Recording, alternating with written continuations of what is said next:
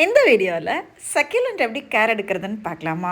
எங்கள் வீட்டில் எவ்வளோதான் 2000 கேக்டஸ் வச்சுருந்தாலும் என்னோடய ஆல் டைம் ஃபேவரேட்ஸ் வந்து சக்யூலண்ட் தாங்க.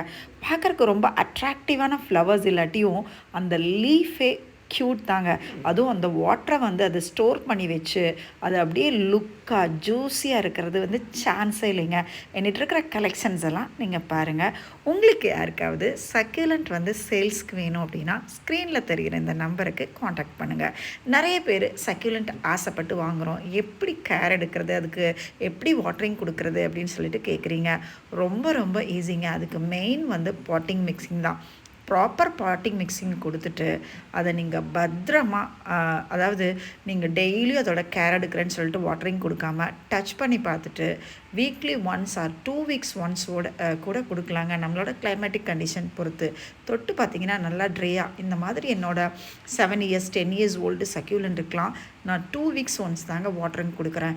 இப்போ மழை இருக்கிறனால பார்க்கும்போது கொஞ்சம் வெட்டாக இருக்குது, மற்றபடி சக்யூலண்ட் வந்து ட்ரையாக தான் இருக்கும். இந்த சக்யூலண்ட்டை வச்சு அழகாக நம்ம இந்த மாதிரி லேண்ட்ஸ்கேப்பிங் லைக் வீட்லேயே அழகாக பாட்டில் வந்து சூப்பராக சக்யூலண்ட்டை வந்து செட் பண்ணி வைக்கலாங்க.